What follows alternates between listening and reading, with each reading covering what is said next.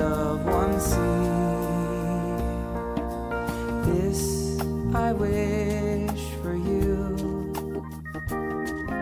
to live in happiness and love. This I wish for all of you, to be as flowers, flowers of one garden. We are live. Hello, everybody, and welcome. Welcome. Thank you for being here today. Welcome to another one of the Haiti COVID-19 Preventative Response Consortium's webinar. We're so pleased to have so many people from both Haiti and the United States joining with us here today. We will be recording and live streaming this event, and we'll share that link with you down below in the chat. We'll be sharing it on Facebook and on YouTube, so please share with your friends, let them know what's going on today. And I'd like to start today off with a prayer for unity.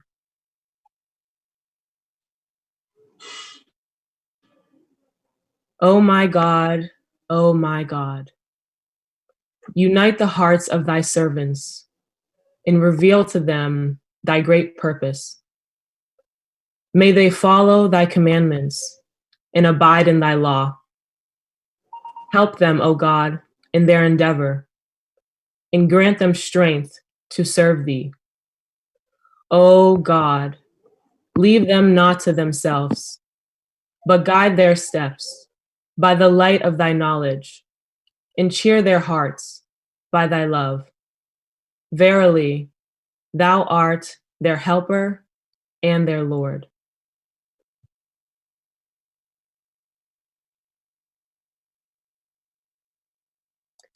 Now I'd like to turn things over to our moderator and our chairman for today, David Hoffman. He is the board president of the Raising Haiti Foundation. So thank you again, and here's David.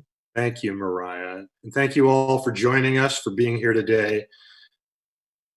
We're going to begin with kind of an overview of what's happening in Haiti. And we're pleased to have with us today Bettina Obersteiner. She's the foreign policy manager at the Clinton Foundation, where she runs the Haiti Action Network, assists President Clinton in preparing for all foreign engagement, and helps to guide foundation initiatives and relationships abroad. Bettina holds an MSc in International Public Management from the Paris School of International Affairs and a BA from the University of Pennsylvania, where she majored in global health. Her writing has appeared in New Eastern Europe. Welcome, Bettina. Welcome to the chat. Thank you so much, David. Thanks for having me. Very much appreciated. I'll get right into it since we have a lot to go over. As I'm sure you're all aware, Haiti has really been in the trenches since mid-2018 due to an ongoing economic crisis, as well as due to social unrest and political instability that have all really combined to, unfortunately, worsen Haiti's outlook when it comes to, potentially bouncing back from the effects of the coronavirus pandemic. Fortunately, if there's one good thing to note, it seems like the political situation seems to have calmed just a little bit since Haiti's new prime minister was appointed in March, which was just before the coronavirus arrived in the country. However, the truth is that this pandemic has really only quickened the pace of Haiti's existing economic crisis and exacerbated already significant inflation. And now we're actually at the point where the IMF predicts that Haiti's GDP will contract by at least 4% in 2020, which would actually amount to the largest contraction annually for Haiti since the 2010 earthquake. One contributing factor, of course, is the fact that Haiti continues to be in a state of emergency, like a lot of us, with non-essential sectors shut down since March. This, unfortunately, has resulted in really a massive crisis for the ordinary Haitian family, especially as the government really doesn't have a traditional unemployment scheme, or what it does have is quite quite modest. And I'd also note, though, that although the state of emergency in Haiti has now been extended through July, the informal, economy and the informal sector really continues to function because local governments are struggling to enforce the lockdown. And, at the same time, people are having to make the choice whether to go to work or whether to stay home or whether to go to work and feed their families. So somewhat controversially, the government did decide to partially reopen textile factories in April. This was really criticized by health experts, but on the other side, praised by workers' unions. Certainly, if anything, it has at least helped to continue sending paychecks to a proportion of, around 60,000 Haitians who work in textile factories.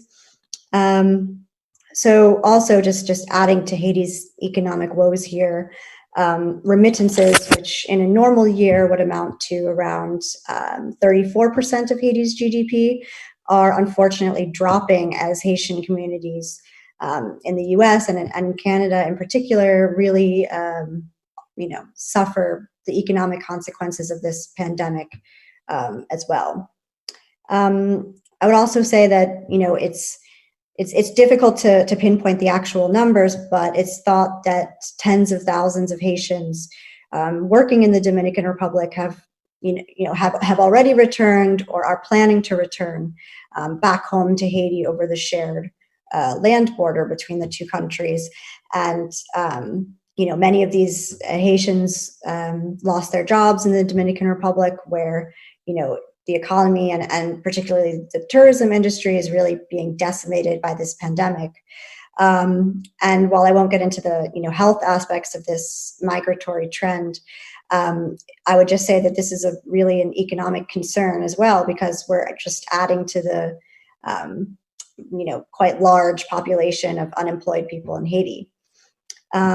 It's also worth noting that Haiti continues to suffer from quite severe fuel shortage, which of course has been ongoing for a very long time now, since long before this, since the virus arrived in Haiti.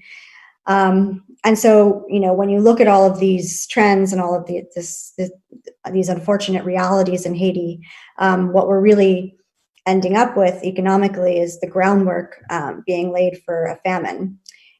So to put this economic situation in context here, in 2019, before the virus even was on anyone's radar, between 30 to 40% of Haitians were food insecure or in dire need of food assistance. So we also have to consider the fact that the pandemic is now also resulting in less food coming into Haiti and decreased availability of seed for domestic farmers, and really just painting quite a poor picture for the future when it comes to hunger in Haiti.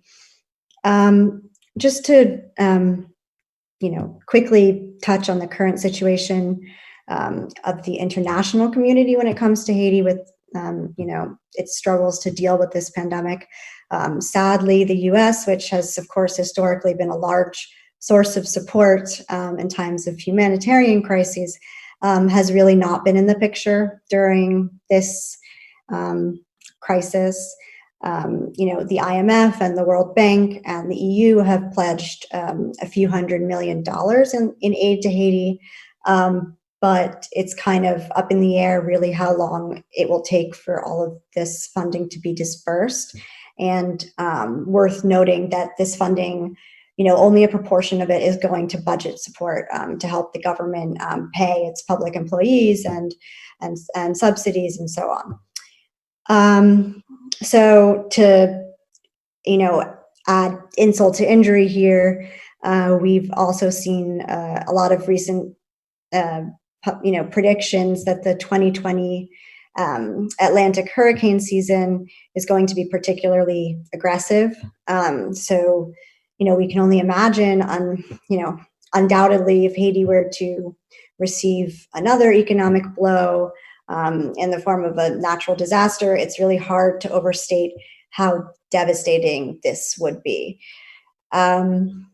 And just because it's really worth mentioning here, I would just briefly add that a further complicating factor here to the political and economic situation in Haiti is the uptick that we've seen in criminal and gang activity, particularly in Port-au-Prince, which of course is just contributing to this overall deterioration of the security situation in Haiti. So with apologies for painting a rather grim, sad picture, I will end my update there. Bettina, thank you for being here, sharing some very sobering news and concern that we all have. Thank you for being here. Next, I'd like to welcome Dr. Nat Segaren. Dr. Segaren is County Director for the Caris Foundation in Haiti. After medical school at Cambridge University, Nat completed his residency in pediatrics at Guy's and St. Thomas's Hospitals in London. He's a member of the Royal College of Pediatrics and Child Health. As a Fulbright scholar, Nat completed an MBA and an MPH at Johns Hopkins. He helped initiate the Caris Foundation's activities in Haiti, which have grown from supporting one hospital to over 125 clinic sites in every province of the country. Nat, welcome. Thank you, David. Thank you, everybody. So I was asked us to give a quick update on the situation, the health situation in Haiti regarding COVID. And I think now we can say we're really firmly established in the middle of the pandemic. And, I think the number of cases is greatly increasing. Over the last 10 days, we've been having between 100 and 200 new cases per day. And of this, we know, of course, is severely underreported due to the complications of testing availability in Haiti. Currently, as of yesterday, the official report is at 1,865 cases with 41 deaths.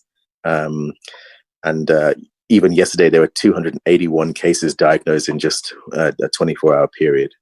The lab, I think, is extremely busy. The two labs are extremely busy. And 2-3 weeks ago, you could get the test result back in 24 to 48 hours, and now it's taking at least a week. So we're going to see large increases in numbers as the lab is able to catch up. So to compare with the Dominican Republic, our closest neighbor, they have 17,000 cases as of yesterday, 502 deaths. And if we look at their trajectory, it seems they're still increasing, in a linear way, the number of new cases, but the deaths seem to be stabilizing. And I think, Haiti, I think, is at least 3 to 4 weeks behind that scale, and I still expect the peak of Haiti to be reached within the next 2 to 3 weeks. There are cases in every department, all 10 departments. So that gives us a very good indication that the epidemic is spread throughout the population, is spreading between members of the population. Île Vache, one of the small islands to the south of the country, has had its first case. So now, these even very remote communities are being infected too. Still, the big challenges for us in the health system is the number of intensive care beds available. All of the intensive care beds in Haiti are currently occupied. So there's no excess capacity. So, those who are extremely unwell, there really remains very little for us to be able to do with them. The number of oxygen bottles, which is the mainstay of treatment, again, is very, very low, and we're just able to start shipping those supplies from the US and from all over the world. Now they're beginning to arrive now. We have 150 oxygen concentrating machines that should be released from customs within the next week. They're currently in Haiti too. So a lot of the things that have been ordered are beginning to arrive. There are large delays in customs right now for even humanitarian products leaving customs. So again, previously 2 to 3 weeks ago, you could get things out within 2 days or 3 days, but now it's taking over a week, which again is contributing to kind of problems. Almost all of the sites that have been designated as COVID treatment sites have received some form of PPE, protection gowns and gloves and masks, etc. But that is a very small number of sites in comparison to the rest of the health system. Probably less than 40 sites have been kind of designated these treatment areas, treatment specific sites. That means many of the smaller hospitals and clinics that are still seeing patients present with respiratory symptoms really don't have much protection at all. We have been working to give fabric masks to all staff and all at-risk patients, such as those living with HIV and tuberculosis, and that's being done now. All of the CARIS sites, about 164 sites, have received pulse oximeters, which are very useful in diagnosing cases and stratifying risk for patients and referring them on. One of the biggest challenges, I guess, still is the stigma and fear about the illness. Patients are coming to hospitals, quite sick, and then are being asked to stay for treatment in the kind of corona zones, and are not willing to be admitted and returning home, only to return much later, a day later to another place. So there is some kind of stigma and fear of patients to be treated, and often this does not lead to good outcomes for those patients that leave hospital and refuse treatment. I think the things that we'll need to start thinking about now is really the disposal of bodies. We still have a very large shortage of body bags. They still haven't arrived in any great quantity, and we're going to have to start working on training sites and training the parishes and training hospitals how to deal with bodies with suspected COVID to prevent further infection. The training, I think, in the community is going well. We have been able to use the comic that I'm sure will be discussed later, and distribute that widely to schools and young people in the parishes too. The parish programming of training leaders within twinned church communities, Haitian communities, seems to be working well and getting good exposure. And I think we're starting to move towards kind of radio and mass communication messages.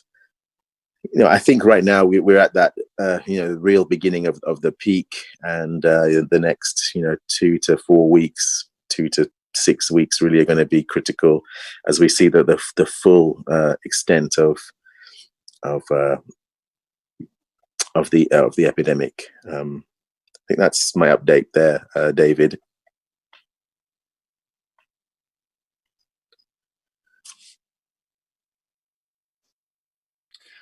Thank you so much, Nat. Again, a bleak picture, but we appreciate your sharing it, and also the extraordinary support from you and from CARIS.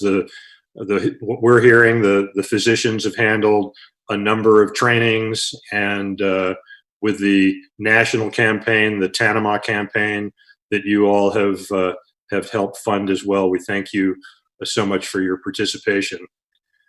Our next presenter, Dr. Sue Carlson, is a retired ophthalmologist who has worked for 20 years with the people of Médor, Haiti, through the Haiti Committee at her church, Our Lady Queen of Peace.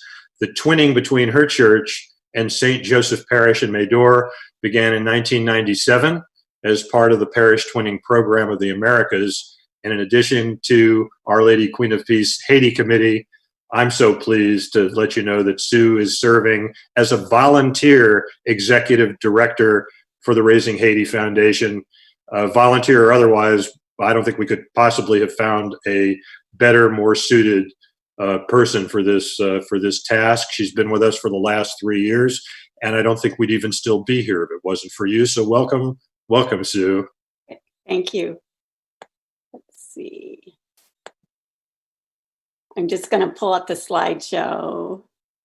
So first, I just wanted to say that when we met last time, it was Mother's Day in the United States, and we were wishing all the moms here happy Mother's Day. Well, today it's Mother's Day in Haiti, and I know everybody wants to wish all the moms in Haiti a wonderful day. And we're going to just do a little update on what's going on with the Haiti COVID-19 preventative response, which we're nicknaming Haiti CPR. And we're convinced that it's going to help save lives throughout Haiti. And this is just a summary of what's been going on. We're training 10-member community teams who then educate their communities about social distancing and COVID-19 prevention. For each community, we're also providing a prevention kit. And the service is available for the first 121 communities that enroll. So this is a photo of one of the distance trainings, and we call it distance training because the trainer, the doctor, is not actually in the community being trained, but connects with these community leaders by cell phone. And the cell phone is put on speaker mode or else is connected to an ancillary speaker, as in this photo. And the doctor gives a half an hour instruction followed by a 30-minute question and answer period. So the training is going to be conducted in 121 communities, give or take. There are 10 people at each event. So that means there'll be 1,200 people, 210 people trained. And then these people go and train their own communities. So a total of 12,100 people will be trained, and then they just spread the word to as many people as possible in their communities. This is a photo of the brochure that's given to the people being trained.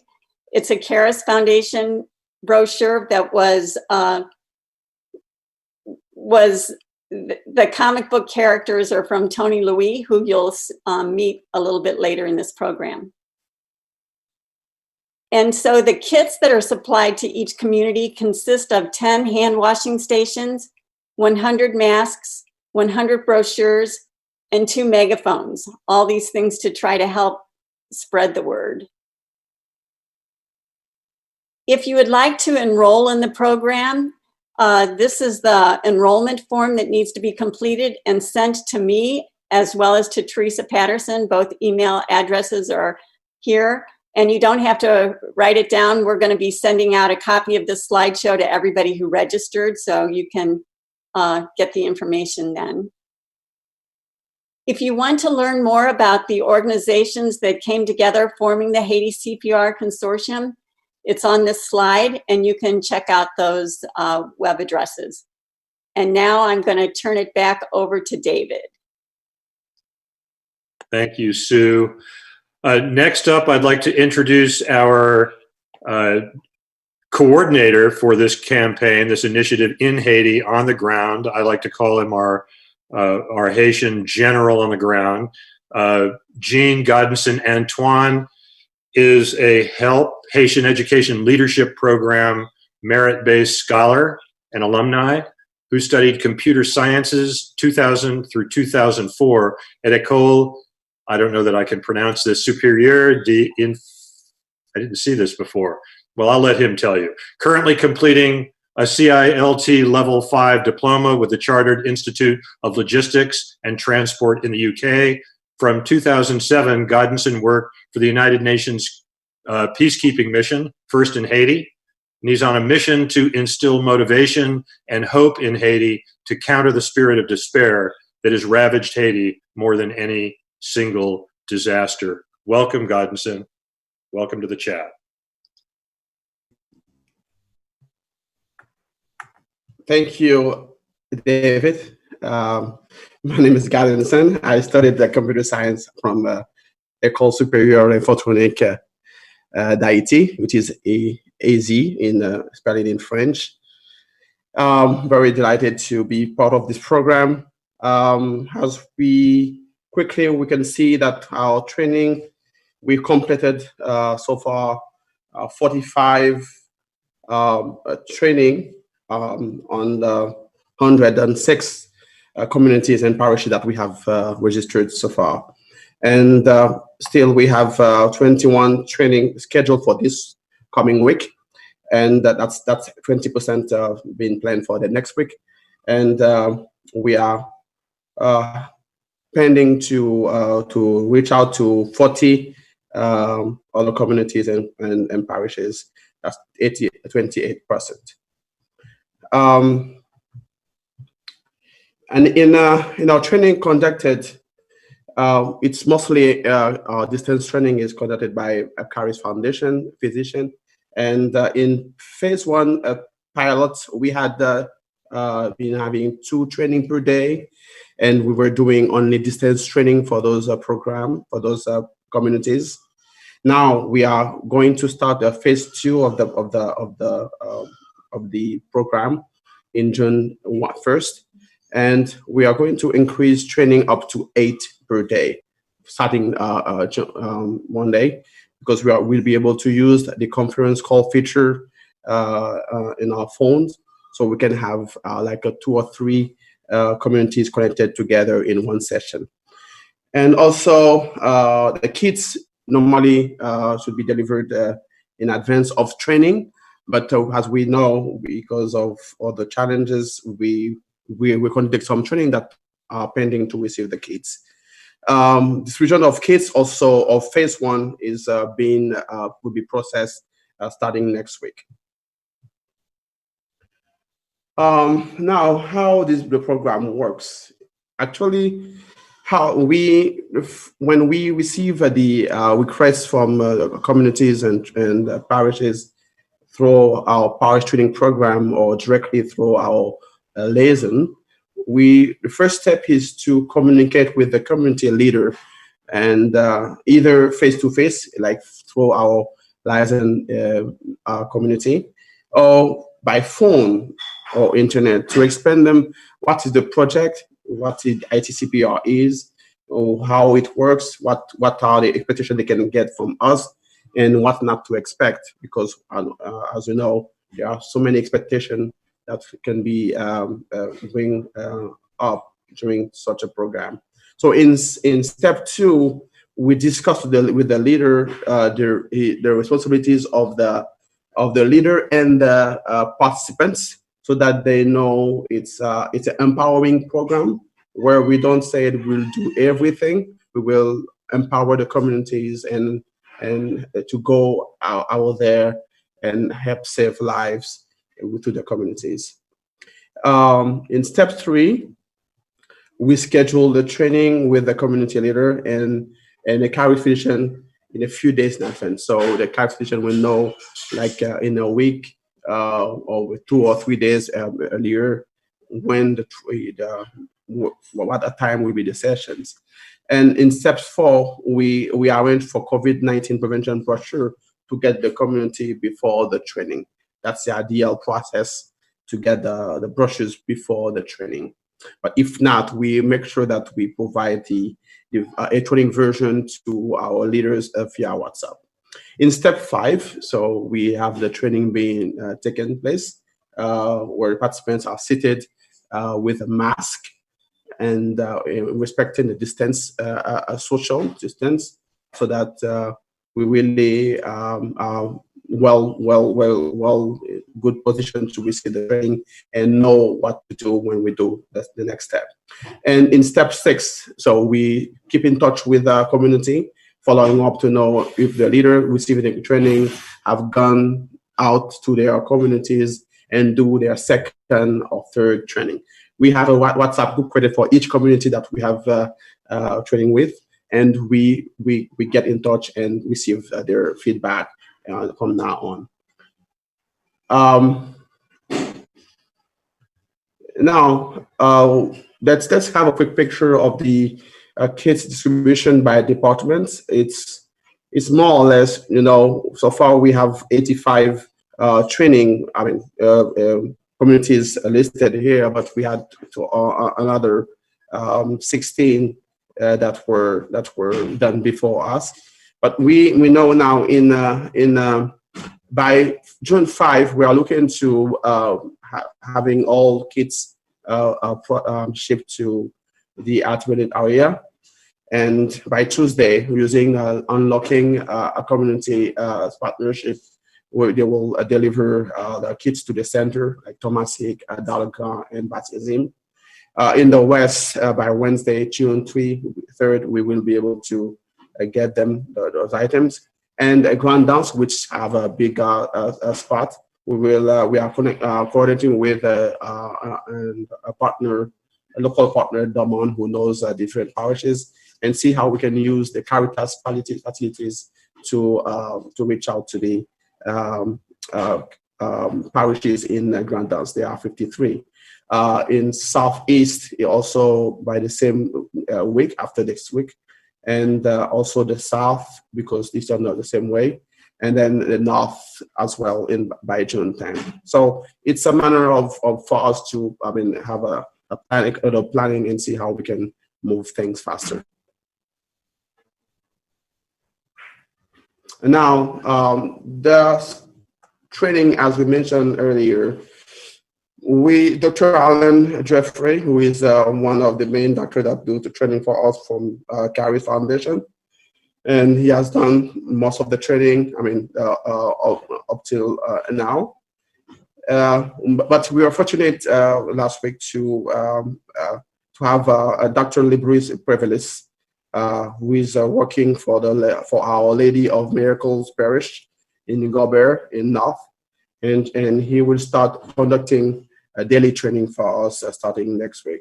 There are 20 trainings scheduled for June, from June to 5, so that's a big set for next week, and we hope to make them happen. Thank you. I appreciate. Thank you all. And I'm back to David. Thank you for. Thank you so much. Yeah. Thank you, Godenson. You've got your running shoes out. Godenson's only been on the job now for a few weeks, but it's just amazing how much you've accomplished so quickly. We're delighted to have you handling things in Haiti. Thank you for that up-to-the-minute report. I'd like to introduce next Timote Georges. Timote was born in Haiti in 1978. He studied natural resources and peace at the United Nations mandated University for Peace in Costa Rica. At UPeace, he co-authored the book, The Fabric of Community, with Earth Charter staff members. And since 2008, Timote has been deeply involved in environmental rehabilitation, natural resource management, and community capacity building. In 2012, he co-founded the Smallholder Farmers Alliance, a Haitian community-based grassroots organization. He serves on that board, and he also serves on the board now of the Raising Haiti Foundation and is one of its executive committee members as well. Timote lives in Haiti. His dream is to help create sustainability for an ecologically safer world. Timote, welcome to the chat. Thank you, David, and thank you to all the participants to this important chat this afternoon. So while I'm speaking, you will see some of the slides about my speech. As you probably hear from previous speakers, the situation in Haiti has multiple dimensions. For example, the circumstances of political instability in Haiti that put farmers out of business almost for the entire year of 2019. And now we have in COVID-19 that only amplifies existing challenges. So right after this outbreak, this pandemic outbreak announcement was formed the Haiti CPR that delivers training prevention kits, hand washing stations, and face masks to communities. And in parallel, we were very conscious that we should help those people living in the remote areas of Haiti and improving the resiliency. I'm speaking about 500,000 and more farmers in the rural Haiti. So for the last 3 months, Haiti CPR had contributed, and we were able to hand agricultural hand tools, livestock, and training on agriculture to communities. And in addition to that, 10,000 pounds of short-term harvest crops.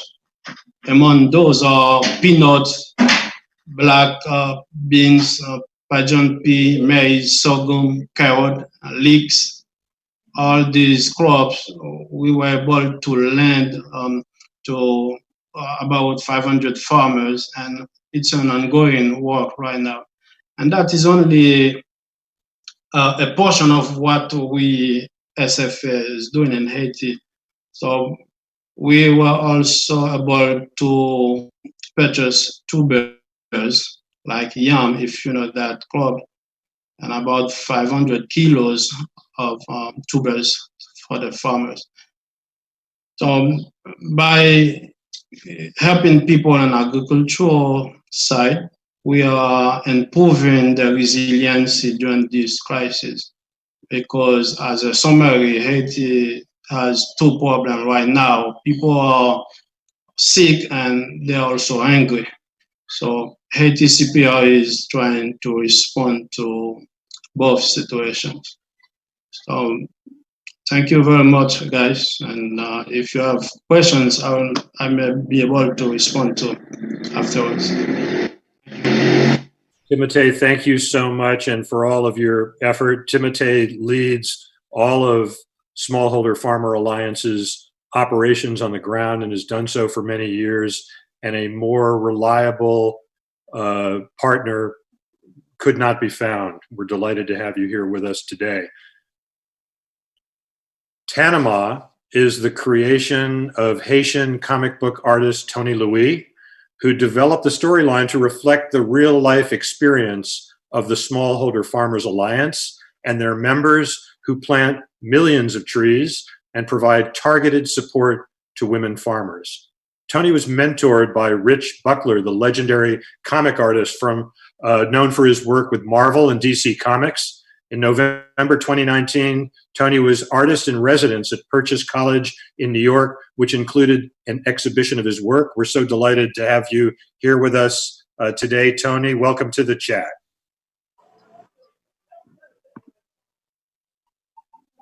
Hello. Hi, everyone. Can you hear me? Yes, we can. All right. I'm happy to be with you guys and presenting Tanama and be part of this amazing project. And like you mentioned, I created Tanama, and before Tanama, I created several other superheroes such as Jitao, and afterwards, I created Tanama. But I maybe 4 months after that, I was introduced to Hugh Locke. That was maybe 6 years ago, and we reshaped together the story of Tanama and because I really love the vision of SFA about the mission, what they're doing in Haiti, and it gives Tanama more depth in her creative process. And Tanama has a mission to plant trees and to talk about gender equality in the farms, and that's what we've been doing. The comic book has been launched in early March, and we had the opportunity to launch the comic book with She Builds, with Small Farmers Alliance, also with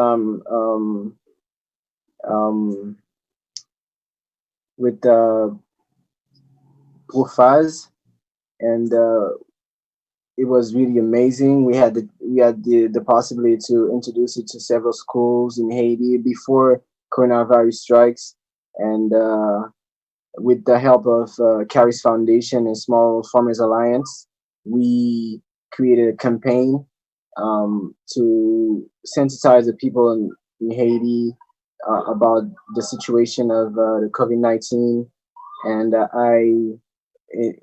in the thought process, in brainstorming about the campaign, I proposed that we do a challenge, we call it Tanama Prevention Challenge, and it includes a lot of famous Haitian artists that answered the call. I would say when I asked them if they can take part of this challenge, they automatically say yes. And with all them together, we have at least 2 million views of the first challenge of Tanama. We have a second one too.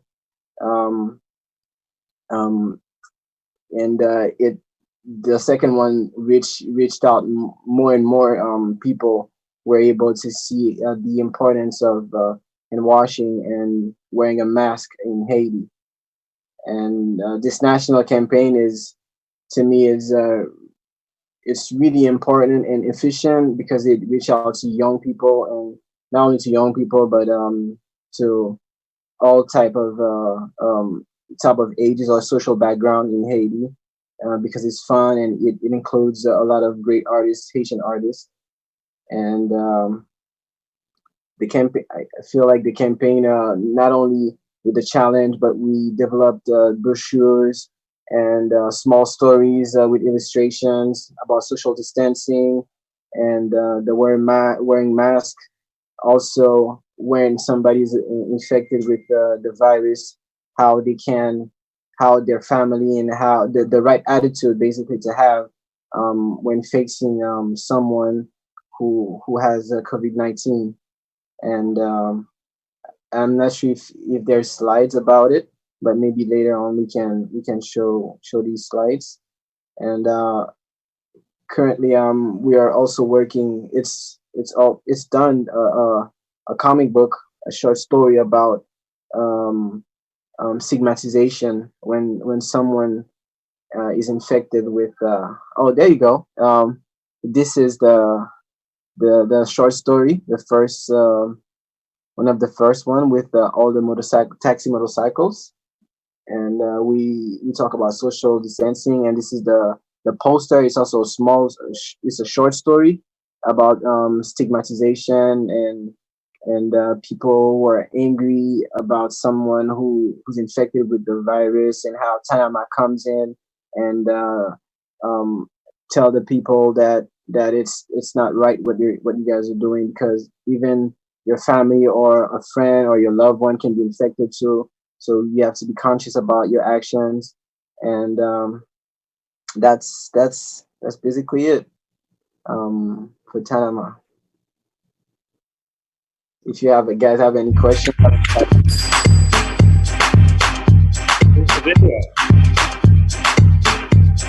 an animation.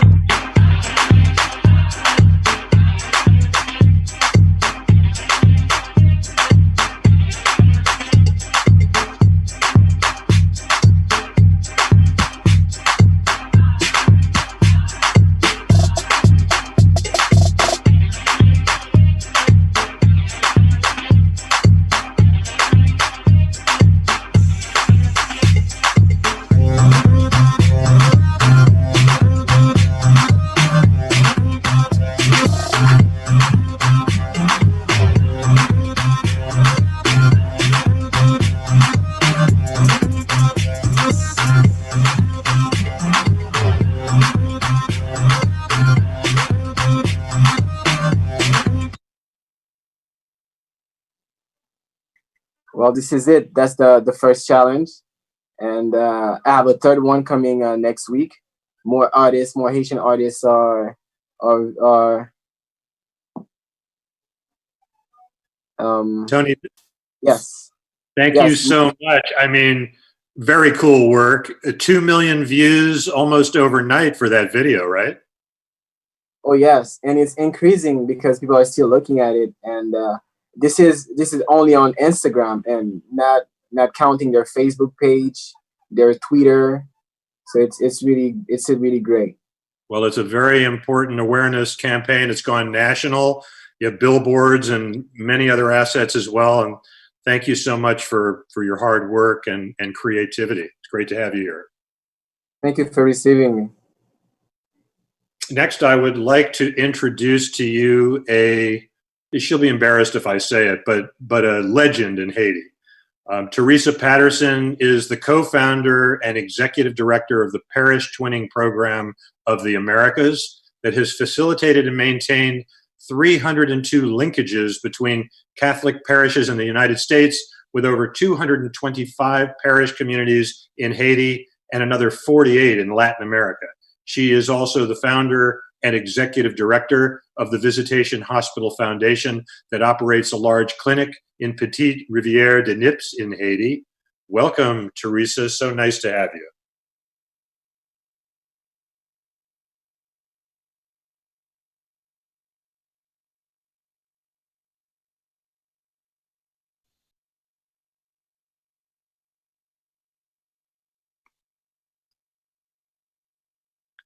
I'm not sure, Boyd, if we have a little bit of a technical glitch here. Can you help me out? I think, are we good now? There you are. Okay, thank you, David. Over the past year, the Parish Twinning Program of the Americas has been working together with Raising Haiti Foundation and the Smallholder Farmers Alliance, developing the Community Twinning Initiative, in which smallholder farmers work their way out of extreme poverty through a combination of tree planting and improved agricultural practices. For PTPA, this collaboration has provided a new set of resources that twin parishes can tap into in order to effect meaningful change and improve the lives of people in rural communities throughout Haiti. Then along came COVID-19, and the three organizations knew we had no option but to channel nearly all of our focus on helping to mitigate the terrible impact of this coronavirus in Haiti. Together with other partners, we established, as has been mentioned, the CPR, the COVID-19 Preventive Response Consortium.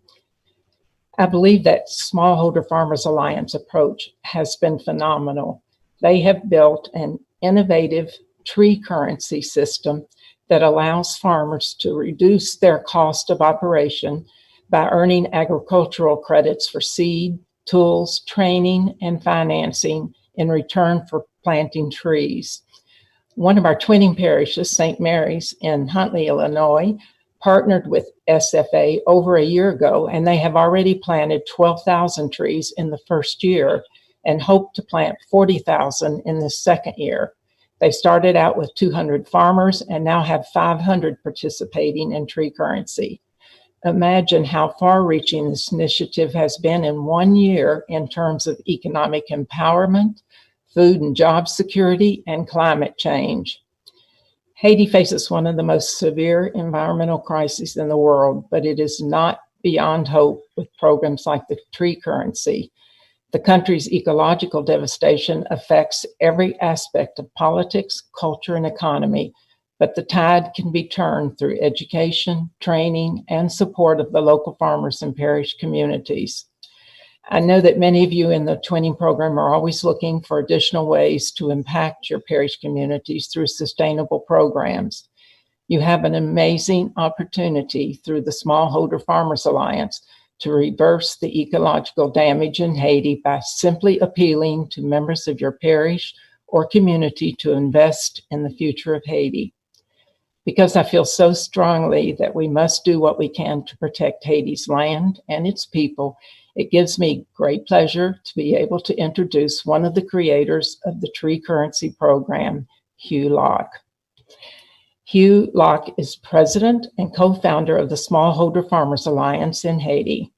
Hugh is an author, co-subject of the documentary Combit, the Cooperative, and frequent speaker at forums as diverse as TEDx, Said Business School at Oxford University, the Clinton Global Initiative, and the Parliament of the World's Religions. He also writes a popular newspaper blog that aims to interpret the complex state of current affairs in Haiti for an international audience. Hugh is a member of the Baha'i Faith and early in his career was director of the Office of Public Affairs for the Baha'i International Community. And here's Hugh. Thank you, Teresa.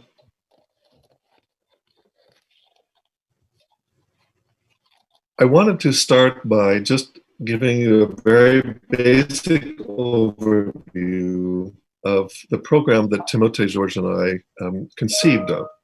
And it all starts with tree nurseries. These are very simple enterprises, and they run entirely off the grid. So there's no electricity, there's no running water, and all of the land on which the nurseries operate has to be donated by the community. And the idea is that local farmers are invited to grow, transplant, and look after trees that they grow themselves in these nurseries, transplant onto their own land, onto community-owned land, onto areas that are being reforested, and then they look after those trees. And that process of growing, transplanting, and looking after trees earns them what we call tree currency. So the next slide, please. So by planting trees, they get credits. And these credits, we refer to this as tree currency. So we don't pay the farmers in cash at any time. What we do is to provide them a range of services that they've earned through the process of planting trees. Next one. This translates to three basic things that every one of our locations provides. So as the farmers plant trees, they earn seeds. So that's better quality seeds for their farms. This is open pollinated, non-hybrid seeds, because our entire operation is run on organic principles. They also are able to earn tools like the hoe this guy is carrying, because those kinds of tools are very expensive. And they earn training to help improve the quality of their agriculture. One of the challenging facts is that most smallholder farmers in Haiti, and as Timote mentioned earlier, there are an estimated 500,000 smallholder farms, and a smallholder farm is 5 acres or 2 hectares or less. And the people who live and work on those farms, on average, have never met anyone from the Ministry of Agriculture. There are some very highly qualified agronomists who work for the Ministry of Agriculture, but they're very handicapped because of lack of funds to be able to go into the community and help provide the kind of training which now we're able to provide. So this combination of providing seeds, tools, and training for the smallholder farmers means that their yields go up an average of at least 40%. But at the same time, their input costs have gone down because they've earned these things. So their net increase in income is generally between 50 and 100%, depending on where they are.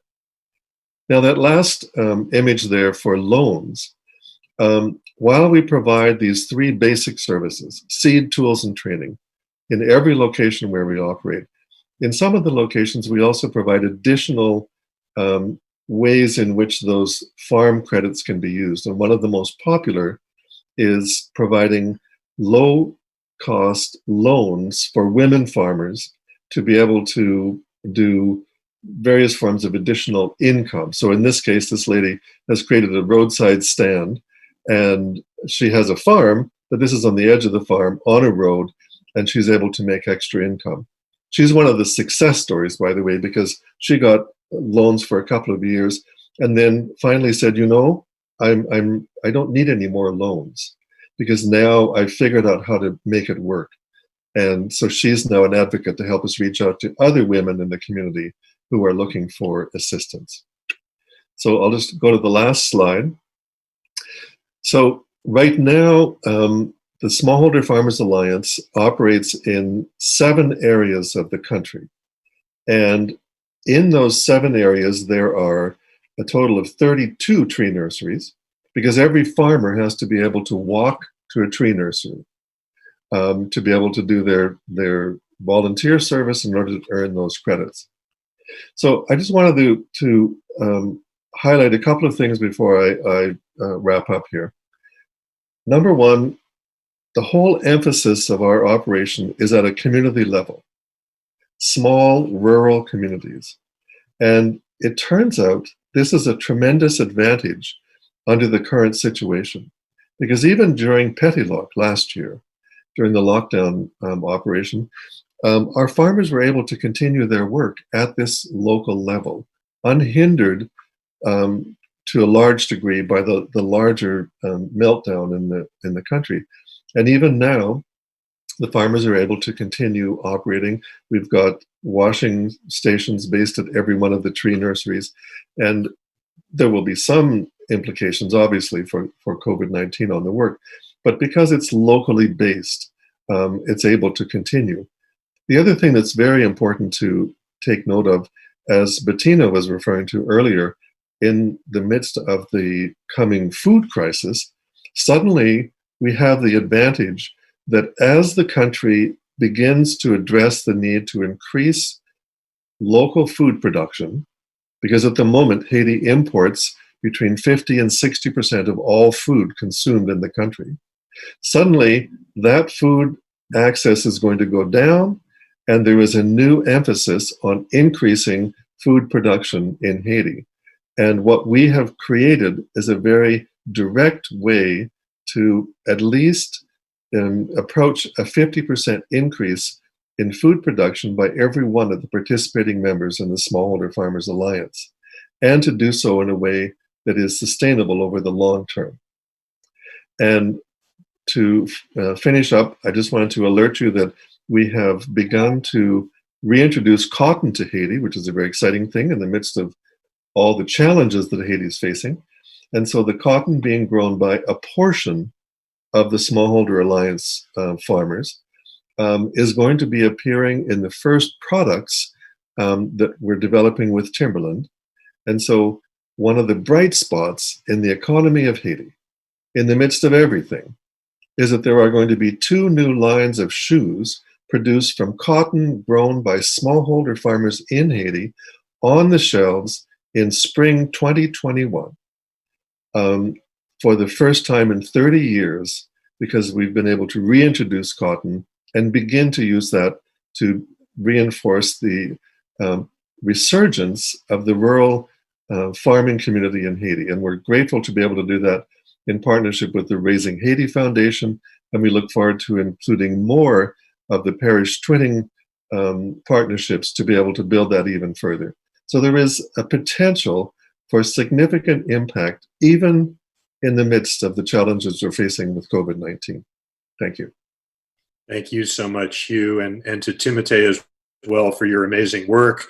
Have an opportunity to learn a little bit more about that in just a moment. But right now, I would like to introduce and bring on someone who's become one of my favorite people. I enjoyed working with her so much over the last number of months. Diane Huggins, a member of the Haiti CPR Consortium strategy team.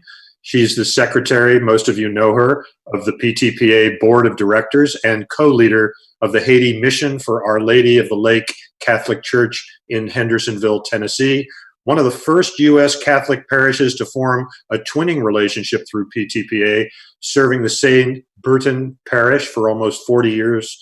Diane is very passionate, committed to the people there, and has visited them 26 times over the last 19 years. Diane, welcome. Thank you so much, David. I appreciate that. It has really been an honor for me to be a part of this strategy team. And I want to express my heartfelt gratitude, not only to David, but also to Sue with Raising Haiti Foundation, and also to Hugh, Timote, and Godenson with Smallholder Farmers Alliance. They are the ones that have made this happen. And working with this consortium has helped me to realize just how important it is to work together in collaboration when you really want to make something meaningful happen. So thank you all for everything that you've done.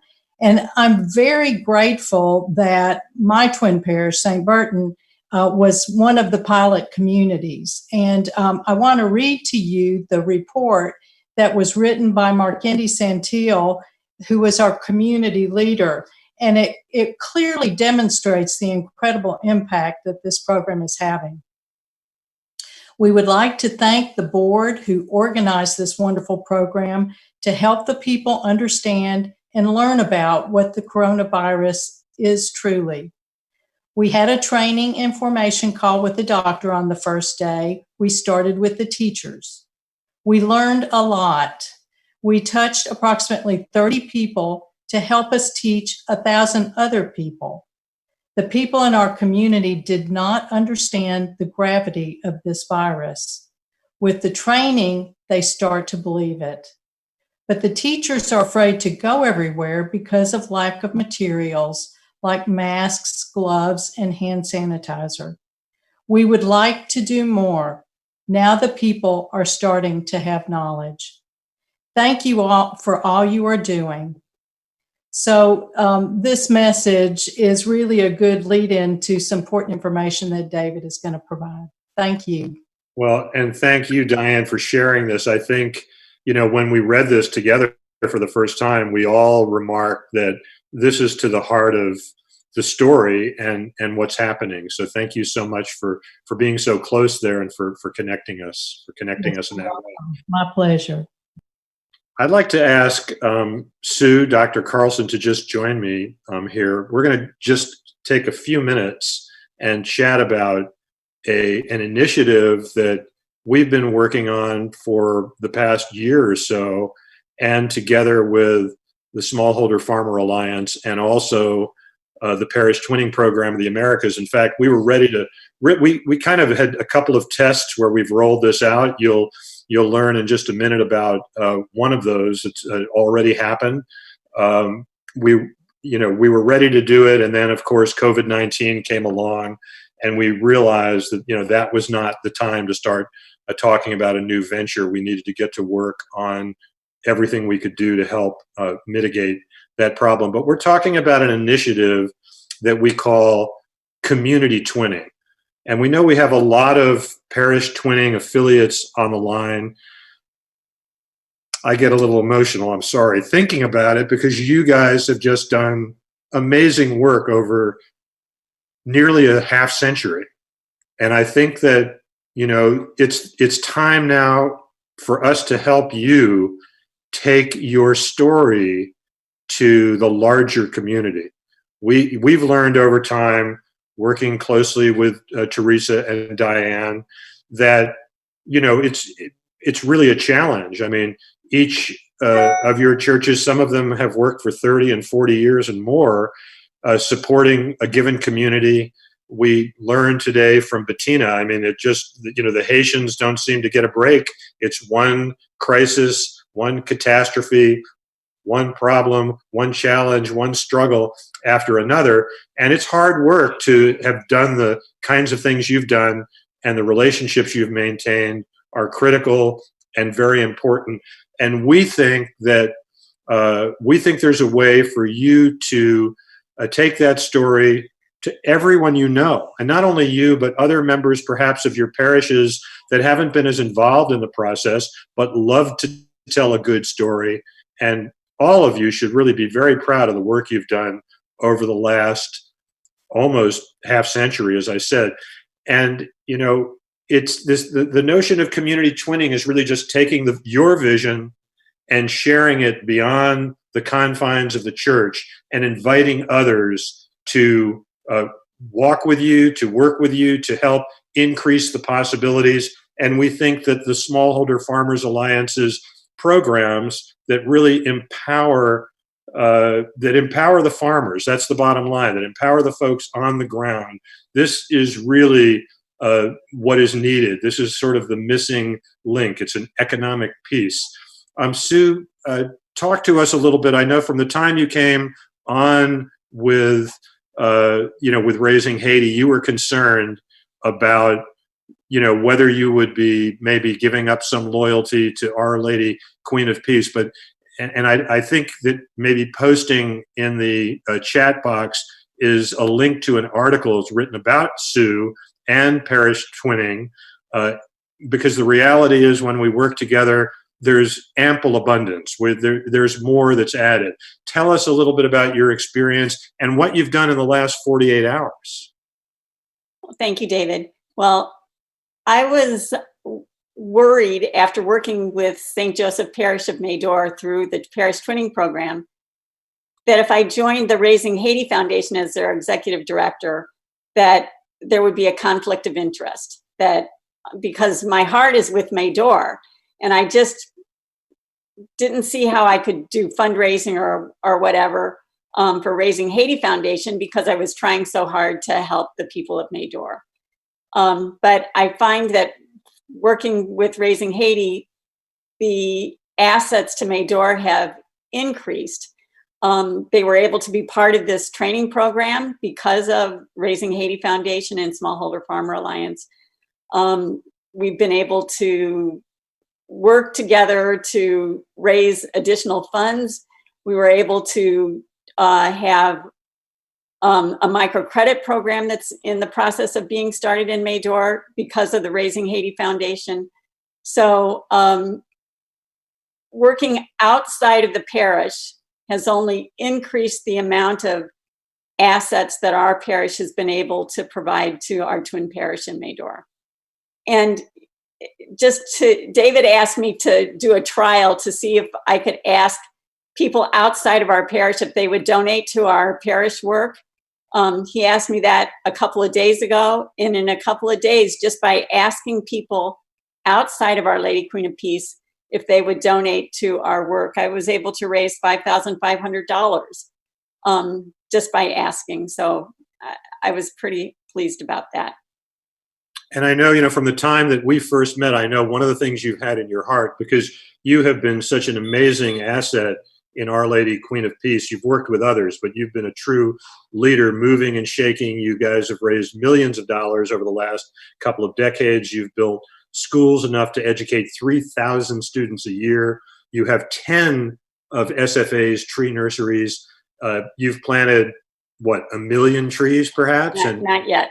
Not quite 1 million, how many? 700,000? 740,000. That's a lot of trees, and especially considering that Medor is so far off the beaten trail, as it were. You see, this is a road to Medor in your background, right? Yes. Yeah. Yeah. So really what we want to try to do, and there's not a lot of time to talk about it and focus on it right now, but what we want to try to do is develop some resources. Go to the, it should be posted in the chat. Check out the article about Sue. It's you can Google it. It's Haiti, COVID-19, and the Universal Law of Abundance, and learn more about the program. We're going to be talking about it. We're going to have another chat, probably following up in about a month. But right now, we'd like to ask you also to think about community twinning. Think about folks outside of the church, and you can share. You just tell them your story. You've been doing this for a long time. People need to know about it. Really, all of you should be nominated for a Nobel Peace Prize, in my mind. I mean, just the diligent work you've done for so long, and it's a story that absolutely needs to be told. And you can begin telling it by helping us with a little bit of a dilemma we have with COVID-19. If you could start bringing up these slides. I'm not sure whether it's Joe or Boyd, but yeah, let's just see what we've got here. So we were able to raise $100,000 in grants, which have provided for so far 21 SFA communities. That's where this process started, and 50 Parish Twinning Program communities. And the staffing, the logistics, the Tanama National, the amazing awareness campaign that has come together. And we've got those funds secured, and we're moving on that. We need another $40,000 to complete an additional bit of staffing and 50 additional communities. These are primarily, there may be some others, but I think they're primarily Parish Twinning Program communities that have signed up for the kits and for those trainings, follow up, and again, additional kits for previous communities. So we're going to ask you to help us in that regard, an additional $40,000. We didn't ask for anything in the first chat, but we really want to keep this process going. And if we do better than this, we'll be able to reach even more communities. So this is an urgent need right now. We need $40,000 to complete Haiti CPR. what will be 121 communities. All gifts made are tax deductible, and 100% will go toward COVID-19 prevention in Haiti on the ground. We've decided to take no administrative fees for any donations that are made for this emergency. And I can tell you all the work that's been done, including just tireless work by Sue as our executive director. I don't like to use the word volunteer because I've never seen a volunteer do a tenth as much as Sue does, but she works for free, and a more committed person I've never met. We need $40,000, Raisinghaiti.org. You can go to the donate page, ask other. One of the things that we try to do is match funds. You may want to think about getting a small group of folks together in the church and that would be willing to maybe put up $2,000 or $3,000 or $5,000 if your friends would match it. It would give an equal amount that you would match those funds. It's a very powerful way to get people engaged in the process. And we encourage you to help us complete this task that we are committed to here in Haiti. And we thank you all very much for all that you have done. And one last thing I'll just mention to you, if we're looking right now for community twinning leaders, and when we started thinking about it, we were thinking about those leaders outside of the church. And if there are people listening that aren't engaged in a PTPA relationship, we're speaking to you as well. But then we realized, what better leaders could there be for community twinning than the folks who have been doing this for almost half a century? That you know, it's moving what you've done, and people need to know about it. Don't hide it under a bushel, because the needs in Haiti are great, and you guys need support and help, and you deserve that as well. So with that, Sue, would you like to just share any other thought? I think you summed it up, David. Okay. Thank you. Thank you. Well, what I'd like to do now is to introduce Sister Pat Dillon. Sister Pat is a member of the Religious of Jesus and Mary and has been working in rural Haiti tirelessly for the past 22 years. And Sister Pat will lead us in a closing prayer. Welcome, Sister Pat.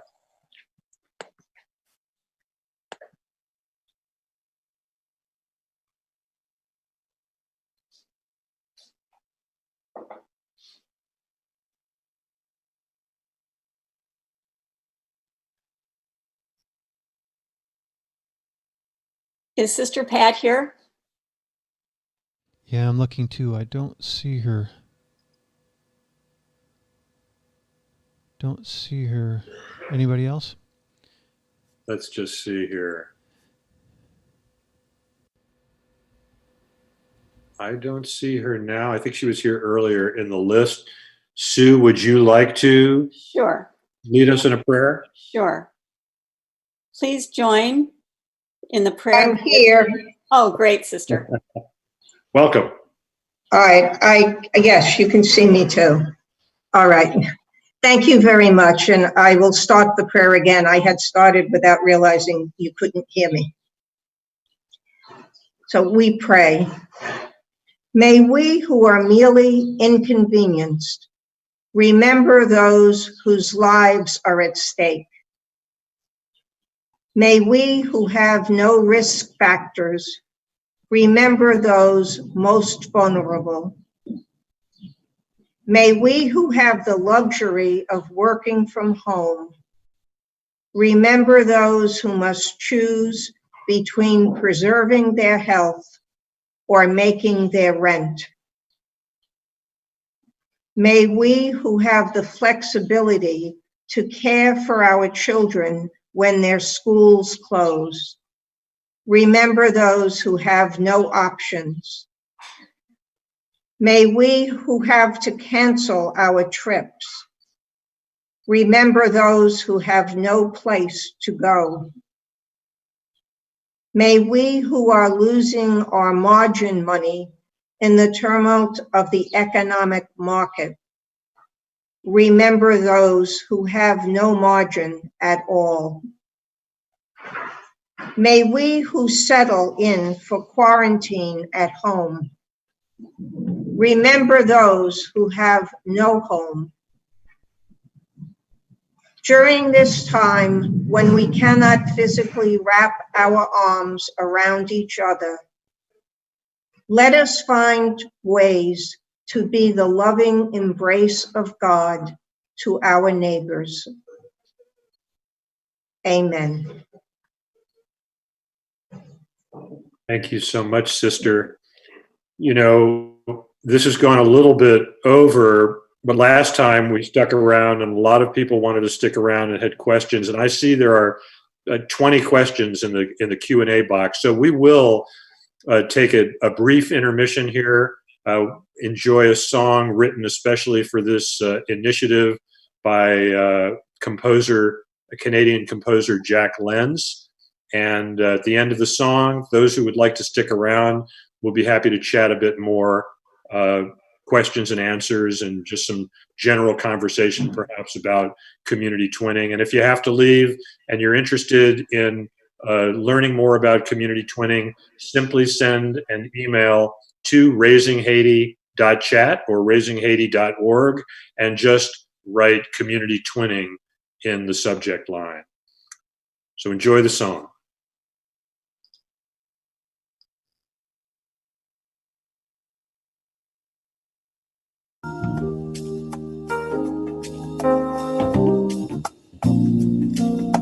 This I wish for you, to live in unity and peace. This I wish for all of you, to be as waves, waves of one sea. This I wish for you, to live in happiness and love. This I wish for all of you, to be as flowers, flowers of one garden. We are now all global citizens, citizens of one world. This is the time for love and unity, justice, all for peace. We're all one in this. We're all one in this. We're all one in this. One world, one world, one world. This I wish for you, to show us fortitude and strength. This I wish for all of you, to be as stars, stars of one heaven.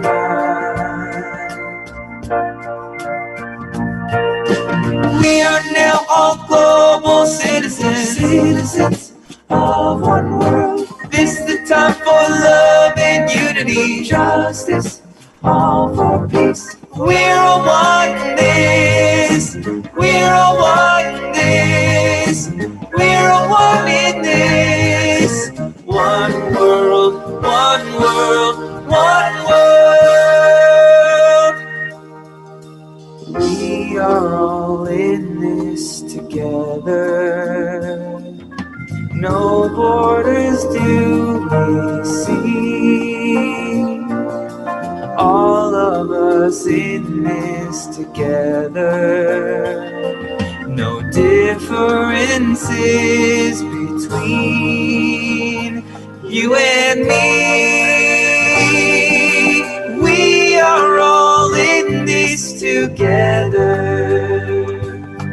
We are all in this together. We are all in this together. We are all in this together forever. We are now all global citizens, citizens of one world. This is the time for love and unity, justice, all for peace. We're all one in this. We're all one in this. We're all one in this. One world, one world, one world. We are now all global citizens. Citizens of one world. This is the time for love and unity. Thank you, Jack Lenz, wherever you are, and welcome back. We still have quite a number of folks. You know, I was looking at the questions a moment ago, and there was a question that was to be answered directly live by Nat, and that question has vanished. I'm wondering, Nat, do you have that question? You're on mute. I'm not sure. I'm not sure if I replied to it and it disappeared. I don't know how the Q and answer works. You were replying to it just privately in the chat. Is that what happened? I honestly don't know, David. I don't know, Boyd. If you can help figure it out, we'll get to that. We'll get to that question. But if the questions are in the answered section, so here's a guys? question from Wendy Langer. This would probably be directed to Godenson or Sue. How many have signed up for the CPR training? How many communities?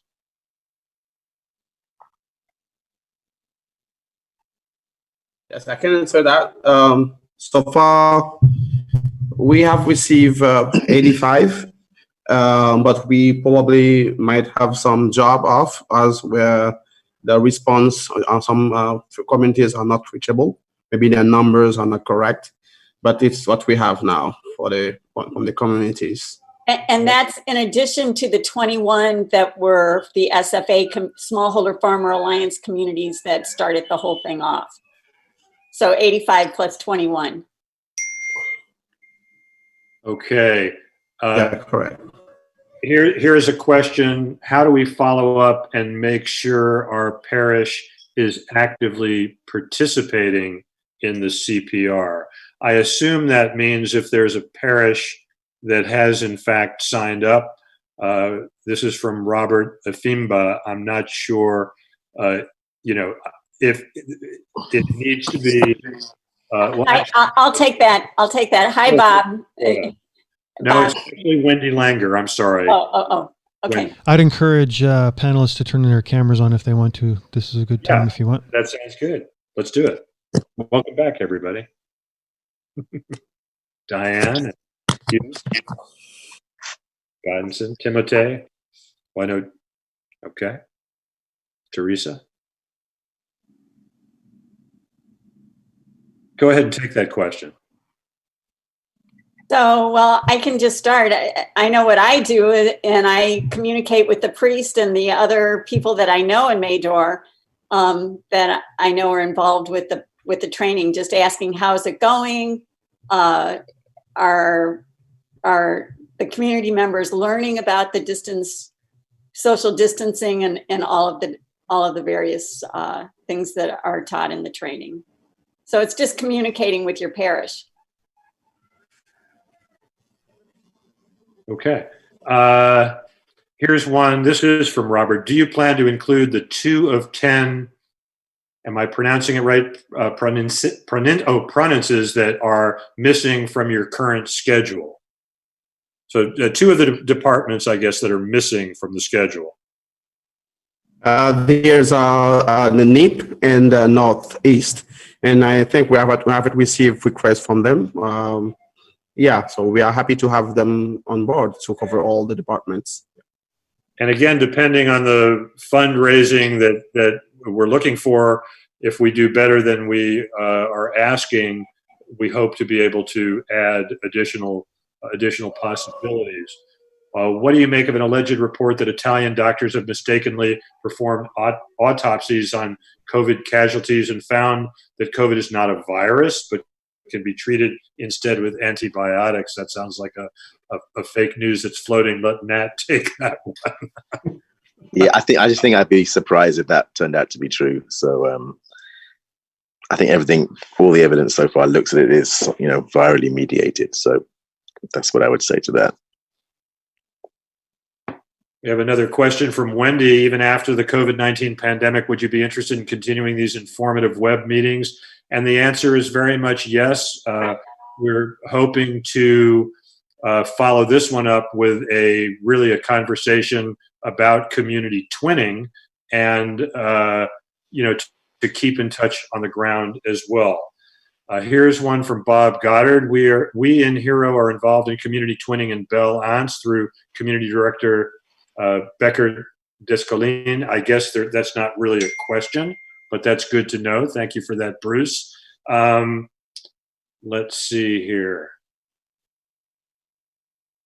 We're being told, maybe someone wants to make a note, Rotary clubs could be a good resource to tap into, I assume, for the community twinning idea.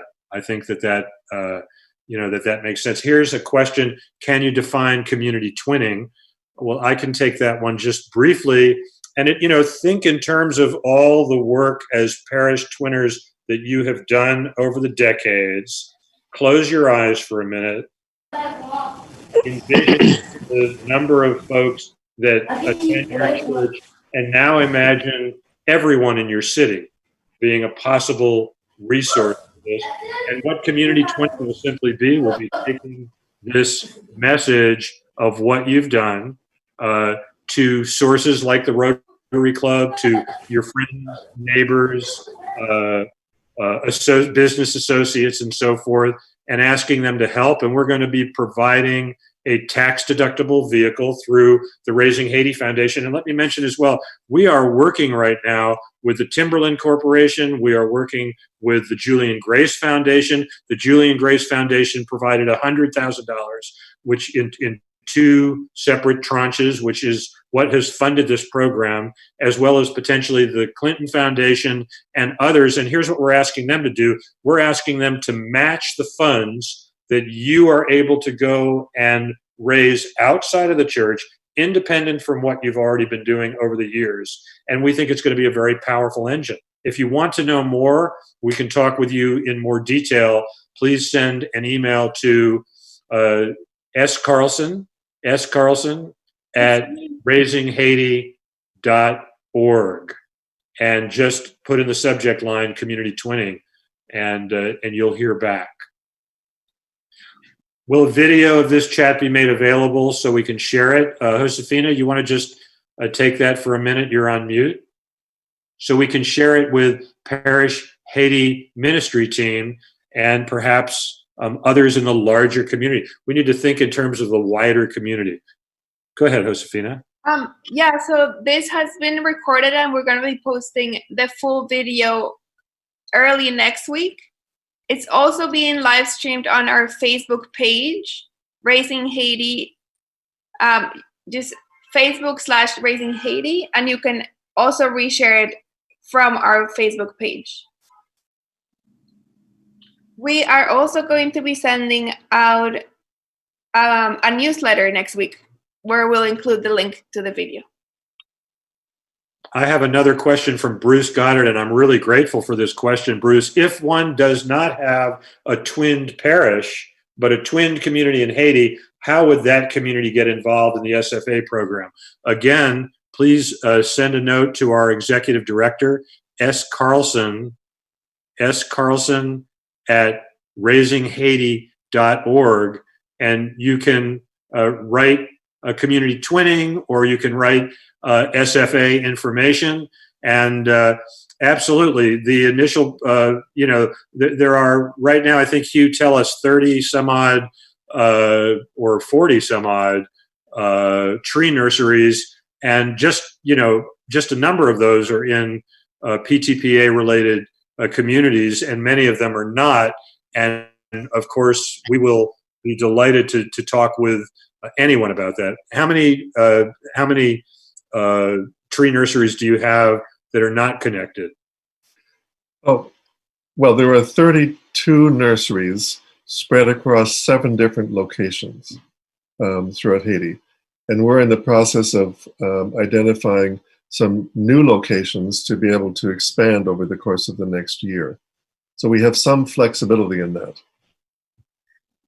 Bruce, if your question was related to how your twin community can be part of Haiti PTPR to receive the training and the kits, just contact me and I'll send you the form that you can fill out. You don't have to be part of PTPA to be part of the Haiti CPR training. And there's some amazing possibilities that are just about to unfold.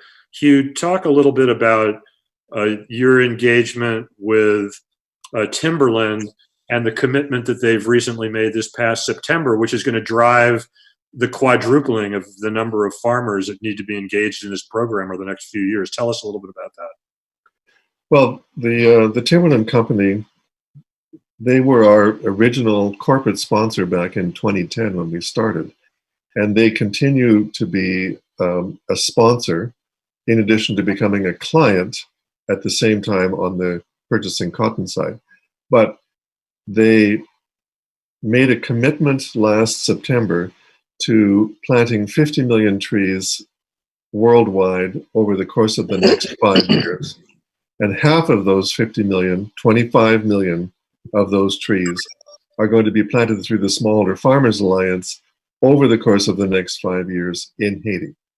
So we're looking for partners to work with where we can put a small amount of funding towards a joint initiative where we can see tree planting to help us meet our goal.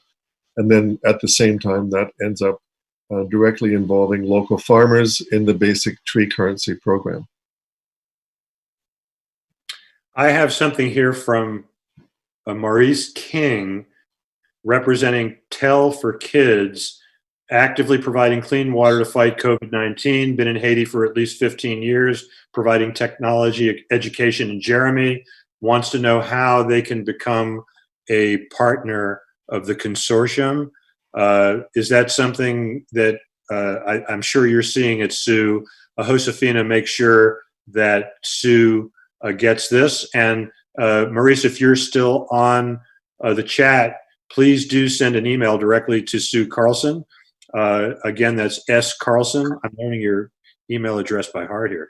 S. Carlson at Raisinghaiti.org. So let's see. We have a lot of people thanking us.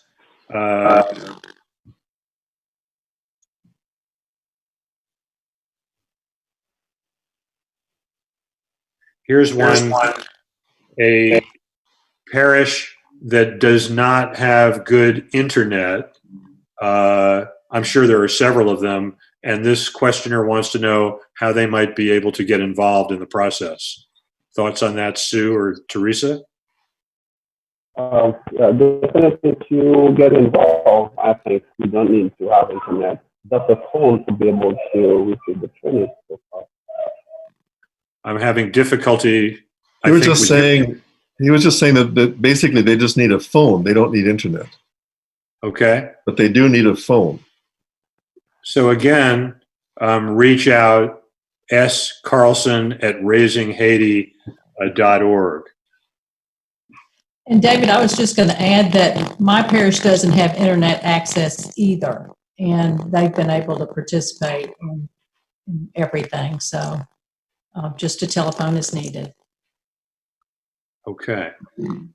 Well, I think we've kept everybody long here, and I think we've addressed most of these questions. If you did not get a question answered, again, S. Carlson at Raisinghaiti.org. Keep posted as well, because we will be back with information about this the next chat.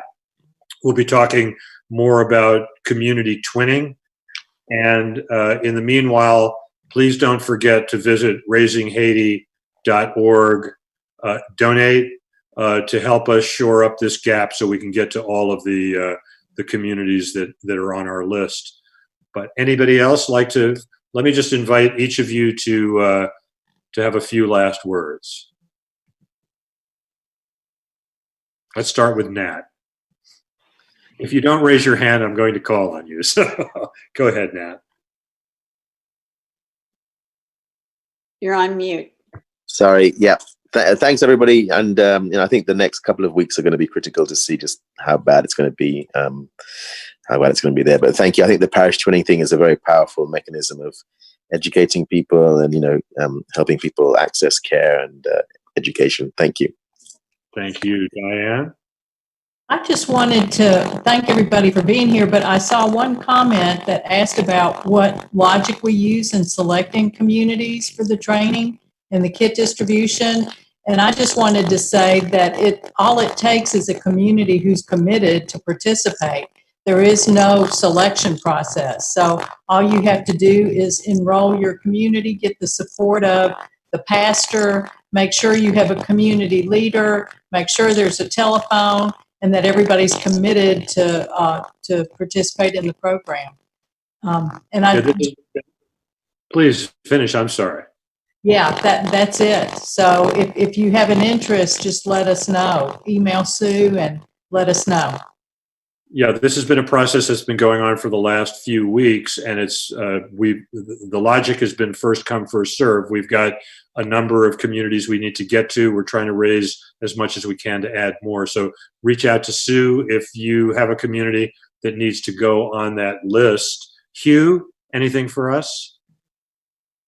Well, just to say that even while we're in the midst of the challenges that Haiti faces, not to lose sight of the power of focusing support at a community level, because that's where change can happen, where change can be sustained, and where the most people can be impacted. Thank you, Hugh. Teresa, what have you got for us? You're on mute. You're on mute, dear. There you go. Better that I don't be heard. No, just it's been wonderful working with this task force. You all have just been so great, and I appreciate all the work that you've been doing.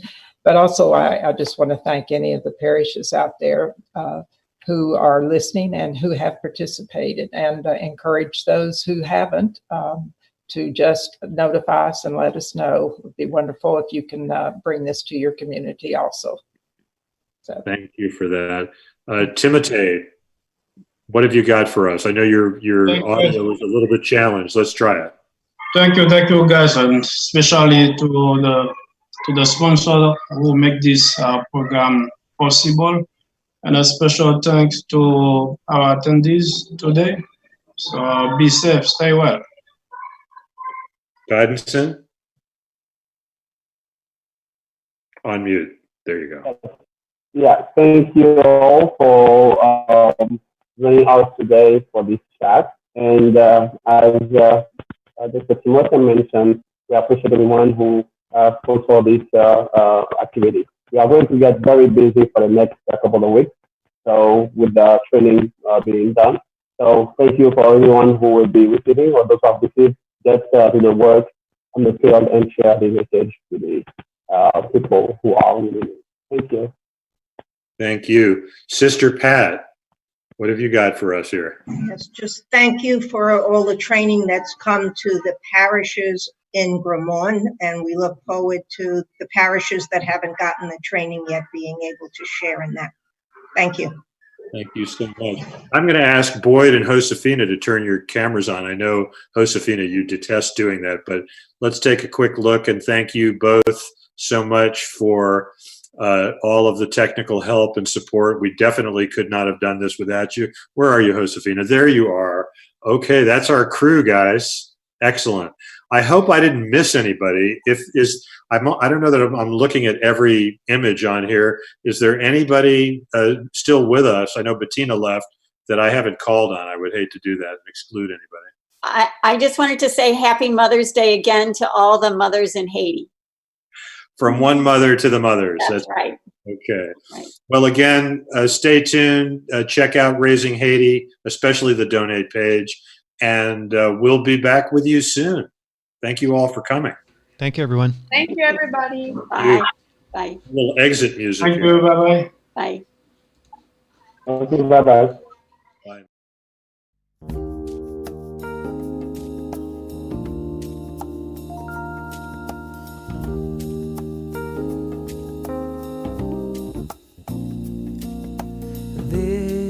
This I wish for you, to live in unity and peace. This I wish for all of you, to be as waves, waves of one sea. This I wish for you, to live